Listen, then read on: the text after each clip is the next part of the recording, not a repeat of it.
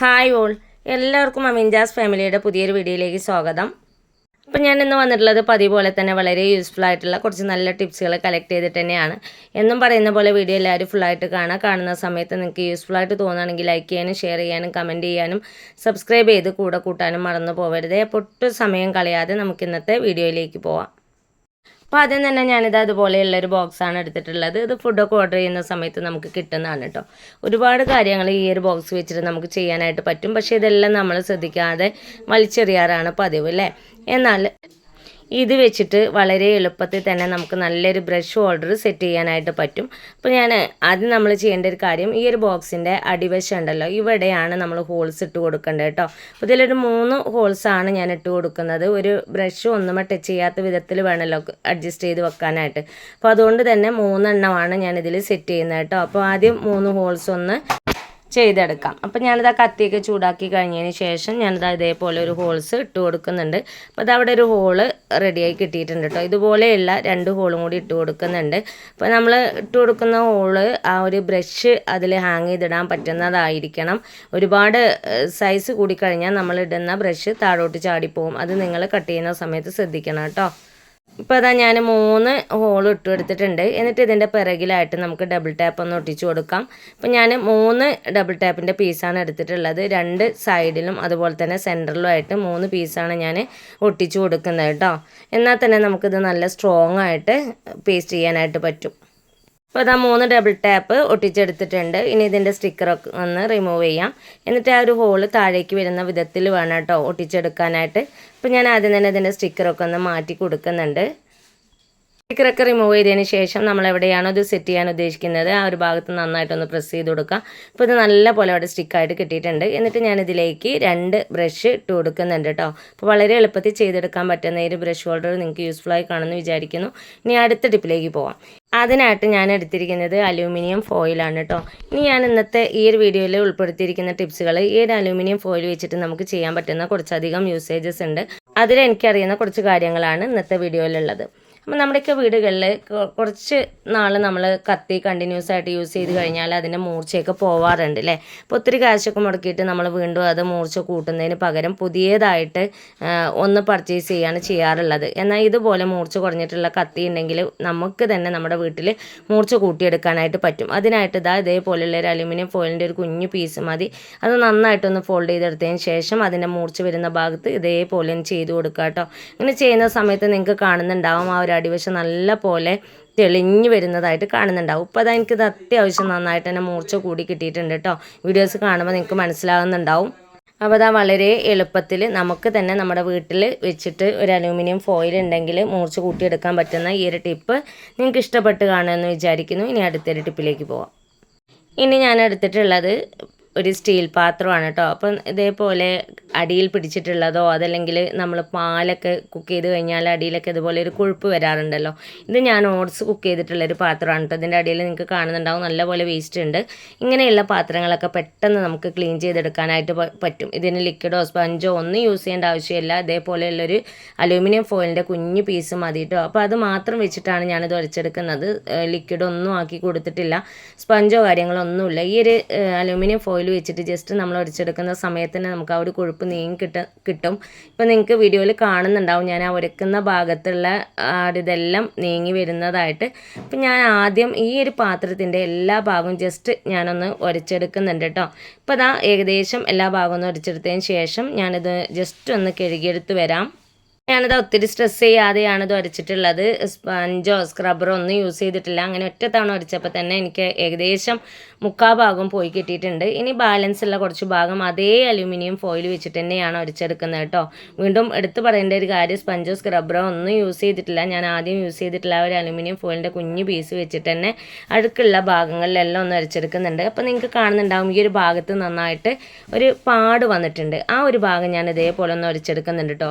ഇപ്പോൾ വീഡിയോയിൽ വളരെ വ്യക്തമായിട്ട് കാണാം ആ ഒരു കളറ് തന്നെ ഒരു ബ്ലാക്ക് കളറായിട്ട് വന്നിട്ടുണ്ട്. അപ്പോൾ ആ ഒരു പാടുണ്ടായിരുന്നു അതെല്ലാം എനിക്ക് നീങ്ങി കിട്ടിയിട്ടുണ്ട്. ഇനി അതേപോലെ തന്നെ ഈ ഒരു പാത്രത്തിൻ്റെ ഈ ഒരു സൈഡിലും കുറഞ്ഞതായിട്ടൊരു പാട് നിങ്ങൾക്ക് കാണുന്നുണ്ടാവും കേട്ടോ. വീഡിയോയിൽ അത് എത്രമാത്രം ക്ലിയർ ആണെന്ന് എനിക്കറിയില്ല. ഈ ഒരു ഭാഗത്തും ഞാൻ ആ ഒരു അലൂമിനിയം ഫോയിൽ വെച്ചിട്ട് തന്നെയാണ് ഉരച്ചെടുക്കുന്നത്. ഒത്തിരി സ്ട്രെസ്സൊന്നും ചെയ്യേണ്ട ആവശ്യമില്ല. നമ്മൾ ജസ്റ്റ് ഒന്ന് ഉരച്ചെടുക്കുമ്പോൾ തന്നെ ഇതേപോലെ കളറ് മങ്ങിയിട്ടുള്ള സ്റ്റീൽ പാത്രം ആയിക്കോട്ടെ, കറ പിടിച്ചിട്ടുള്ള സ്റ്റീൽ പാത്രം ആയിക്കോട്ടെ, പെട്ടെന്ന് നമുക്ക് ക്ലീൻ ചെയ്തെടുക്കാനായിട്ട് പറ്റും. ഇപ്പോൾ ഞാനത് കഴുകിയെടുത്തിട്ടുണ്ട്. ഇപ്പോൾ വീഡിയോയിൽ നിങ്ങൾക്ക് കാണുന്നുണ്ടാവും ഈ ഒരു ഭാഗത്തുണ്ടായിരുന്ന കറയും അതുപോലെ തന്നെ അടിവശത്തുണ്ടായിരുന്ന കറയൊക്കെ എനിക്ക് പോയി കിട്ടിയിട്ടുണ്ട്. പിന്നെ കളറ് മങ്ങിയിട്ടുള്ളതോ അതല്ലെങ്കിൽ കറ പിടിച്ചിട്ടുള്ളതോ ഒക്കെയുള്ള സ്റ്റീൽ പാത്രം നിങ്ങളുടെയൊക്കെ വീട്ടിലുണ്ടെങ്കിൽ ഇതേപോലെ അലുമിനിയം ഫോയിൽ വെച്ചിട്ടൊന്ന് ക്ലീൻ ചെയ്ത് നോക്കുക. വളരെ എളുപ്പത്തിൽ നമുക്ക് ക്ലീൻ ചെയ്തെടുക്കാനായിട്ട് പറ്റും കേട്ടോ. ഇനി ഞാൻ ക്ലീൻ ചെയ്ത് കാണിക്കാൻ പോകുന്നത് പച്ചക്കറിയൊക്കെ വെക്കുന്ന സ്റ്റാൻഡ് ഉണ്ടല്ലോ, അതാണ് കേട്ടോ. അപ്പോൾ പച്ചക്കറിയൊക്കെ വെക്കുന്ന സമയത്ത് നമ്മൾ പേപ്പറൊന്നും വിരിച്ചിട്ടില്ല എങ്കിൽ ഇതിൻ്റെയൊക്കെ അടിവശത്ത് പച്ചക്കറിയൊക്കെ ചീഞ്ഞിട്ട് കൊഴുപ്പ് ആയിട്ട് നിൽക്കാറുണ്ട് അല്ലേ. അപ്പോൾ ഇതിൽ അധികം വൃത്തികേടോ കാര്യങ്ങളൊന്നുമില്ല. ഞാൻ ഈ ഒരു അടുത്ത കാലത്ത് ക്ലീൻ ചെയ്തിട്ടുള്ളതാണ്. അങ്ങനെയൊക്കെ ഉണ്ടെങ്കിൽ പെട്ടെന്ന് തന്നെ നമുക്ക് ഈ ഒരു അലൂമിനിയം ഫോയിൽ വെച്ചിട്ട് ക്ലീൻ ചെയ്തെടുക്കാനായിട്ട് പറ്റും. അപ്പോൾ ഇതിൽ ഈ ഒരു ഭാഗത്ത് കണ്ടു ഇതൊരു സ്റ്റിക്കറോ എന്തോ പിടിച്ചൊരു പാടാണ് കേട്ടോ. അപ്പോൾ അത് ഞാൻ ഈ ഒരു അലൂമിനിയം ഫോയിൽ വെച്ചിട്ട് ജസ്റ്റ് ഒന്ന് വരച്ചെടുക്കുന്നുണ്ട്. അപ്പോൾ ഇതും ഞാൻ ആ ഒരു അലൂമിനിയം ഫോയിൽ വെച്ചിട്ട് തന്നെ ഒന്ന് വരച്ചെടുക്കുന്നുണ്ട് കേട്ടോ. അപ്പോൾ നിങ്ങൾക്ക് കാണുന്നുണ്ടാവും ഞാൻ അരച്ച ആ ഒരു ഭാഗത്തു നിന്നെല്ലാം എനിക്ക് ആ ഒരു സ്റ്റിക്കർ റിമൂവ് ആയിട്ട് കിട്ടിയിട്ടുണ്ട് കേട്ടോ. അപ്പോൾ കുറച്ച് പൊട്ടും പൊടിയൊക്കെ ആയിട്ട് അവിടെ ഇവിടെയൊക്കെ ഉണ്ട്. ആ ഭാഗം കൂടി ഞാൻ ഈ ഒരു ഫോയിൽ വെച്ചിട്ടൊന്ന് ക്ലീൻ ചെയ്തെടുക്കുന്നുണ്ട്. അപ്പോൾ നമുക്കൊരു തവണ നമ്മൾ എടുത്തു കഴിഞ്ഞാൽ തന്നെ അത് നമുക്ക് ഒത്തിരി കാര്യങ്ങൾക്ക് യൂസ് ചെയ്യാനായിട്ട് പറ്റും. അപ്പോൾ ഞാനിത് അതെല്ലാം ഒന്ന് വരച്ചെടുത്തതിന് ശേഷം ജസ്റ്റ് ഒന്ന് തട്ടി കൊടുത്തിട്ടുണ്ട്. ആ ഒരു സ്റ്റിക്കറിൻ്റെ പാടെല്ലാം നല്ല രീതിയിൽ തന്നെ എനിക്ക് ചേഞ്ച് ആയിട്ട് കിട്ടിയിട്ടുണ്ട്. പിന്നെ അവിടെ ഇവിടെയായിട്ട് ചെറിയ ചെറിയ കുത്തുകളൊക്കെ ഉണ്ട്. ആ ഭാഗം കൂടി ഞാൻ ഈ ഒരു ഫോയിൽ വെച്ചിട്ട് വരച്ച് ക്ലീൻ ആക്കി എടുത്തിട്ടുണ്ട് കേട്ടോ. കുഞ്ഞ് ഫോയിൽ പേപ്പർ വെച്ചിട്ടാണെങ്കിലും എനിക്കിത് നല്ലപോലെ ക്ലീൻ ആയിട്ട് കിട്ടിയിട്ടുണ്ട്. ഇനി അടുത്ത കിച്ചണിൽ വളരെ യൂസ്ഫുൾ ആയിട്ടുള്ളൊരു ടിപ്പാണ് ഞാൻ കാണിക്കുന്നത്. നമ്മുടെ കിച്ചണിൽ കുറച്ച് നാൾ യൂസ് ചെയ്യുമ്പോൾ തന്നെ തവികൾ, സ്പൂണുകൾ സ്റ്റീൽ കൊണ്ടുള്ളതെല്ലാം കളറ് മങ്ങി പോവാറുണ്ട് അല്ലേ. അതെല്ലാം പുത്തനാക്കി എടുക്കാൻ പറ്റുന്ന ഒരു സിമ്പിൾ ടിപ്പാണ് ഞാൻ കാണിക്കുന്നത്. ഒരു പാത്രം എടുത്തിട്ടുണ്ട്, അതിലേക്ക് കുറച്ച് നോർമൽ വാട്ടർ എടുത്തിട്ടുണ്ട്. അത് നന്നായിട്ടൊന്ന് തിളപ്പിച്ചെടുക്കാം. ഇനി അതിലേക്ക് ഞാൻ അലൂമിനിയം ഫോയിലിൻ്റെ കുഞ്ഞു കുഞ്ഞ് ബോളുകളാക്കിയിട്ട് ഒന്ന് ഇട്ട് കൊടുക്കുന്നുണ്ട്. ഇനി ഇത് നല്ലപോലെ ഒന്ന് തിളച്ച് വരട്ടെ. അപ്പോൾ വെള്ളമൊക്കെ തിളച്ച് വരാനായിട്ട് തുടങ്ങിയിട്ടുണ്ട്. അതിലേക്ക് കുറച്ചധികം അലൂമിനിയം ഫോയിലിൻ്റെ കുഞ്ഞു കുഞ്ഞു ബോൾസ് ഉണ്ടാക്കി കൊടുത്തിട്ടുണ്ട്. അതിലേക്ക് ഞാൻ ഈ കളറ് മങ്ങിയിട്ടുള്ള തവികളാണ് ഇട്ട് കൊടുക്കുന്നത് കേട്ടോ. അപ്പോൾ ഞാനിതാ ഈ ഒരു 4 തവി ആ ഒരു വെള്ളത്തിൽ ഇട്ട് കൊടുത്തിട്ടുണ്ട്. ഇനി ആദ്യം ഞാൻ കയ്യിലിൻ്റെ കോരുന്ന ഭാഗം ഉണ്ടല്ലോ, ആ വരുന്ന ഭാഗം നന്നായിട്ടൊന്ന് ഡിപ്പ് ചെയ്ത് വെച്ചിട്ടുണ്ട് കേട്ടോ. കുറച്ച് സമയം കഴിഞ്ഞതിന് ശേഷം നമുക്ക് ആ പിടിക്കുന്ന ഭാഗം കൂടി ഒന്ന് മുക്കി കൊടുക്കണം. അപ്പോൾ കുറച്ച് സമയം കഴിഞ്ഞിട്ടുണ്ട്. ഇനി ഞാൻ ഈ ഒരു ഭാഗം കൂടി ഇതേപോലെ ആ ഒരു വെള്ളത്തിലൊന്ന് മുക്കി കൊടുക്കുന്നുണ്ട് കേട്ടോ. 1-2 തവണ നല്ലപോലെ ഒന്ന് തിളപ്പിച്ചതിന് ശേഷം ഞാൻ ഫ്ലെയിം ഒന്ന് ഓഫ് ചെയ്തിട്ടുണ്ട്. ഇനി ഇത് നമുക്ക് വേറൊരു പാത്രത്തിലേക്ക് മാറ്റി കൊടുക്കാം. ഇപ്പോൾ ഞാനിതാ തവികളെല്ലാം ഒരു പാത്രത്തിലേക്ക് മാറ്റി കൊടുത്തിട്ടുണ്ട്. നിങ്ങൾക്ക് കാണുന്നുണ്ടാവും നല്ല പോലെ എനിക്കത് കളറായിട്ട് കിട്ടിയിട്ടുണ്ട്. അപ്പോൾ ഇതുപോലെ കളർ മങ്ങിയിട്ടുള്ള സ്പൂണുകൾ, തവികളൊക്കെ പെട്ടെന്ന് തന്നെ നമുക്ക് ക്ലീൻ ചെയ്തെടുക്കാനായിട്ട് പറ്റും. നിങ്ങളുടെ വീട്ടിലും ഇതേപോലെ കളർ മങ്ങിയിട്ടുള്ള തവികളൊക്കെ ഉണ്ടെങ്കിൽ ഇതേ രീതിയിലൊന്ന് ക്ലീൻ ചെയ്ത് നോക്കാം കേട്ടോ. ഇനി ഇന്നത്തെ അവസാനത്തെ ടിപ്പിലേക്ക് പോവാം. ഇനി കിച്ചണിൽ വളരെ യൂസ്ഫുൾ ആയിട്ടുള്ളൊരു ടിപ്പാണ്. നമ്മൾ എത്ര തവണ വൃത്തിയാക്കി കഴിഞ്ഞാലും പെട്ടെന്ന് തന്നെ അഴുക്കാകുന്ന ഒരു ഭാഗമാണ് നമ്മുടെ ഗ്യാസ് സ്റ്റൗവിൻ്റെയൊക്കെ ടോപ്പ് വശം അല്ലേ. ഇപ്പോൾ ഈ ഒരു സ്റ്റൗവിലും അത്യാവശ്യം അഴുക്കുണ്ട്. സ്റ്റൗവൊക്കെ നമ്മൾ ക്ലീൻ ചെയ്യുന്ന സമയത്ത് ബർണറിലേക്കൊക്കെ വെള്ളം ആയി കഴിഞ്ഞാൽ അത് കത്താനൊക്കെ കുറച്ച് പാടായിരിക്കും. അപ്പോൾ ഗ്യാസ് നമുക്ക് നഷ്ടം വരും അല്ലേ.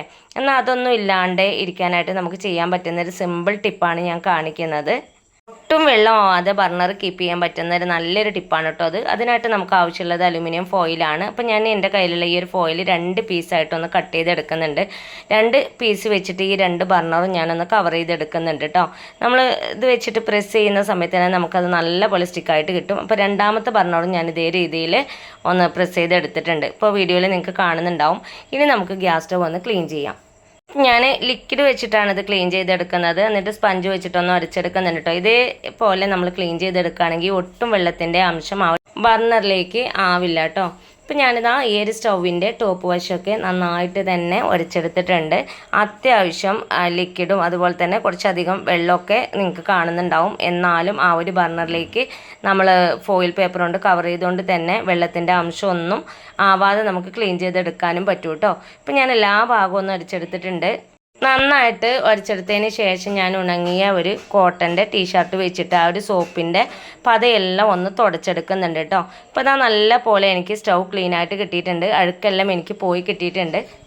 ഉണങ്ങിയ തുണി വെച്ച് തുടച്ചതിന് ശേഷം ഞാനിതാ ഒരു കോട്ടൺ പീസ് എടുത്തിട്ടുണ്ട്. അത് നല്ല വെള്ളത്തിലൊന്ന് പിഴിഞ്ഞെടുത്തിട്ടുണ്ട്. അതിന് ശേഷം ഒന്നുകൂടെ ഞാനൊന്ന് തുടച്ചെടുക്കുന്നുണ്ട് കേട്ടോ. അപ്പോൾ അതാ സ്റ്റൗവൊക്കെ നല്ലപോലെ ക്ലീനായി കിട്ടിയിട്ടുണ്ട്. ഇനി നമുക്ക് ആ ഒരു ഫോയിലൊന്ന് റിമൂവ് ചെയ്ത് നോക്കാം. അപ്പോൾ അതാ ഞാൻ ആദ്യത്തെ ബർണറിൽ വെച്ചിട്ടുണ്ടായിരുന്ന ഫോയിൽ പേപ്പർ മാറ്റിയിട്ടുണ്ട്. ഈ ഒരു വീഡിയോയിൽ നിങ്ങൾക്ക് കാണുന്നുണ്ടാവും ബർണറിൽ ഒട്ടും വെള്ളം ആയിട്ടില്ല. ഇതേപോലെ തന്നെ രണ്ടാമത്തെ ബർണറും ഞാൻ എടുത്ത് മാറ്റുന്നുണ്ട് കേട്ടോ. അപ്പോൾ ഇനി ഗ്യാസൊക്കെ ക്ലീൻ ചെയ്യുന്ന സമയത്ത് ഇതേപോലെ ഒരു ഫോയിൽ പേപ്പർ ഉണ്ടെങ്കിൽ ഒന്ന് കവർ ചെയ്ത് വെച്ച് ക്ലീൻ ചെയ്തെടുക്കുകയാണെങ്കിൽ വളരെ പെട്ടെന്ന് തന്നെ നമുക്ക് ക്ലീൻ ചെയ്തെടുക്കാനായിട്ട് പറ്റും. ഇന്നത്തെ വീഡിയോ ഞാനിവിടെ വൈൻഡപ്പ് ചെയ്യാണ്. ഇത്രയും നേരം എൻ്റെ വീഡിയോസ് കണ്ട് സപ്പോർട്ട് ചെയ്ത എല്ലാ കൂട്ടുകാർക്കും ഹൃദയം നിറഞ്ഞ നന്ദി. ഇൻഷാ അല്ലാഹ് അടുത്തൊരു വീഡിയോസുമായിട്ട് വീണ്ടും വരാം. Thanks for watching.